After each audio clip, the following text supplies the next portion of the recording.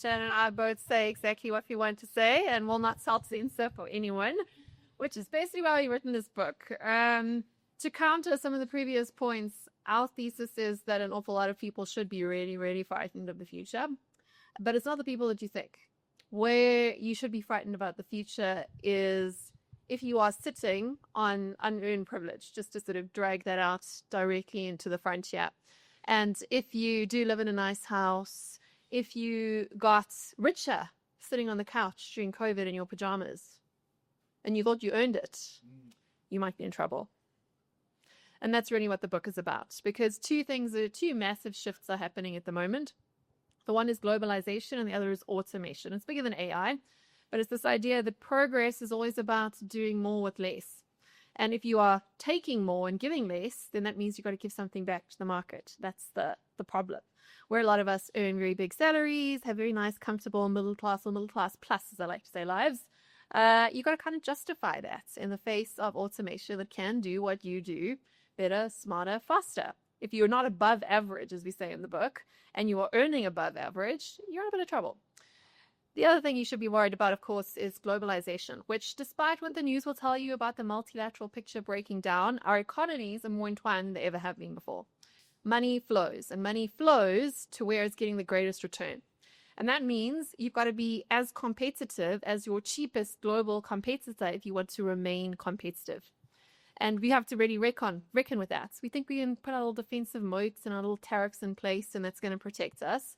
But all that really happens is the bullshit, as we talk about a lot in the book, sort of piles up behind that moat, and sooner or later that dam explodes. And that's what the AI apocalypse is all about, really. The overdramatic title is all about the idea of this great big dam of bullshit about to burst. And some people are going to be caught swimming in very dirty water with their pants off. And other people will have the skills and the ability to defend the actual value they're giving to society. And the honest reality is most of us are taking more than we're giving in terms of value to society. And that's why, although you're not supposed to at these events, we want you to take out your phones and go to survivetheaiapocalypse.com and have a look at what we've got on there, which is a little test called a bullshitometer, which will tell you exactly how much value you are destroying and wasting in society compared to how much value you actually adding. And that's the first reckoning in the book. For everyone to do this as an individual. What value are you adding to society or not? Be honest. You have to, if you care about the future, you want to change the future, you have to look at the present in the mirror. You have to look at your wrinkles. You can't squint your eyes when you look at that mirror. You have to open them wide and see. No, Sharon, put the glasses on and look properly. Look at where all the flaws are. Only then can you move forward and actually try and fix it. There's another test on that website, which is for institutions, for organizations, which is the deep work that Sharon really does.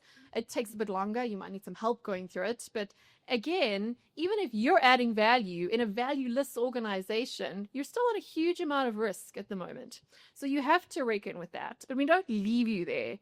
The second part of our book is all about how to become a solutionist, which is what we actually wanted the big title of our book to be, but the publishers was like, what is that? AI is much sexier. You'll sell much more with a great big AI on the cover.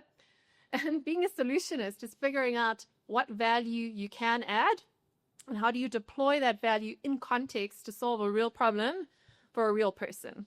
And here I'm going to hand over to Sharon to tell you a bit more about what the solutionist model really is. Cool. But we don't want to sell models though, right? Because models are bullshit. No jokes. So I think to Bron's point, I think I work very deeply and heavily in organizations doing transformation and getting people ready for transformation. And really what we have written is not a book about AI and how to use it and how to make it be your advantage. We've written a book more about the I, which is what do you need to do to survive and add value and remain competitive, which we believe is something you should be doing anyway. So if you have a job and you are just fulfilling your job description and you're not growing or doing things differently, using different tools, leveraging, I don't know, new insights and changing the product and service that you're delivering to whomever that is, then arguably you are perpetuating BS. If you are if I pose a couple of questions to the people in the room, how much of your day do you spend checking the work of others? How much of your day are you spending redoing the work of others? How much of your day are you in meetings talking about others? Talking about meetings. How much of your organization is led by managers versus individuals? What is the ratio of managers to individuals? And do you even know any of this information? What is your direct impact on the client at the end of the day? And can you chart that path? Or are you sitting in a job that is creating insights on PowerPoint presentations that no one's ever going to consume, and that actually at the end of the day is just adding cost? And I think the reality is that solutionists are everywhere and can be everywhere. And I was having this conversation with Sam earlier to say that we live in on a continent with solutionists all over the place. The dude at the robot who's irritating you, or the dude with the sunlight soap spraying your windscreen who's annoying the crap out of you, is actually adding value. At Springbok Match, you don't have a top, you're going to a party, you get one at the robot. When it's raining, you can buy an umbrella.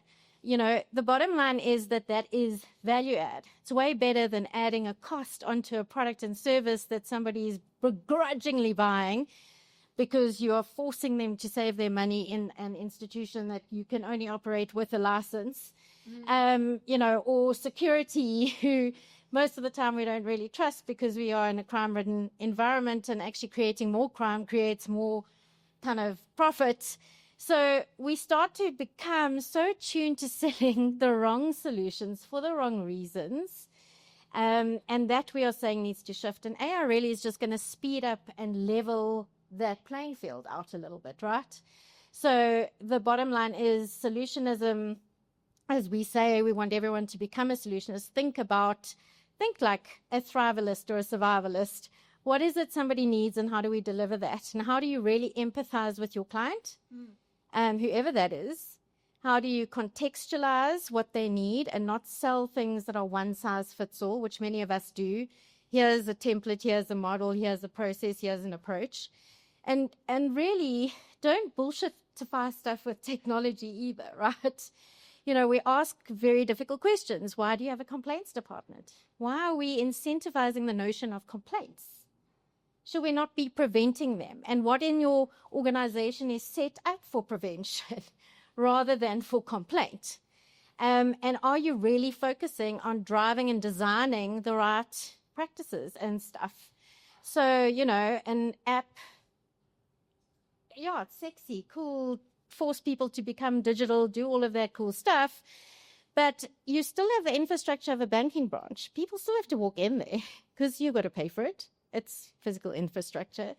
It is a fixed cost, unless you're getting rid of it. And then what do? You force people to come in and then interact with the screen. Like, duh. Are we really thinking through the experience we're trying to create and what that feels like? Or are we putting technology onto problems that actually don't exist and creating more problems? And so the reality is really to just look inward. We believe solutionists are everywhere. Can you empathize, contextualize? Can you integrate and leverage data and insight, but truly knowing who your client is? Can you translate that data and integrate it in a way that makes sense? Can you ideate in solution for something that people want and need at a particular point in time? Or are you adding cost to the person who's buying? Are you a grudge purchase internally? I mean, if you're a compliance officer or a risk guy or a legal person, yes, necessary evils. But are you the person doing the audit and saying, you have failed? Or are you the person doing the audit going, you have failed, however, here's an opportunity that could maximize your value and change things? Or are you just by self-preservation following the process of internal audits, external audits, and following that mentality? It's not going to serve you well, because an audit finding can easily be identified through AI. So if you're going to do anything add value, then can you digitize, operationalize, and commercialize? Do you really know the cost of something and what cost is being passed on to your customer and value? And then can you learn, reimagine, and unlearn? The majority of organizations are probably overstaffed. There's a lot of your job that you probably, if you could, should ditch. And if we're truly honest with ourselves, the amount of emails we send, the amount of emails we receive, the amount of times we create problems for our staff or a process or a meeting or a manco, like, do you really need them anyway? What are you talking about in these meetings? You're talking about the customer, or you're talking about the budget and how to save the cost? Is that taking away from, or is it adding value? And so there's so much we can do as individuals to solution differently, as countries, as governments, to really teach this concept of solutioning. How do you design products and processes and services that matter for the people that are receiving them? And to Bronwyn's point about the shit water, plumbers are valuable human beings. Because nobody wants the shit water. No one wants the shit water. So if you are encouraging your peeps in your family, like my mother did to me as an Italian immigrant who came here not even knowing what a knife and fork was, you must study maths and science. Actually, no. Maths and science is easily doable through a computer. It's easily doable through the AI. You need to be able to offer value, which she did, incidentally, by feeding us and putting us through school by feeding others, so cooking for a living. Those are value items because they make you feel good or they make you feel valuable. There is an outcome attached to it. So last message, join the solutionist movement. Stop rewarding activity for activity's sake and start defining and rewarding outcomes. Thank you. Exactly.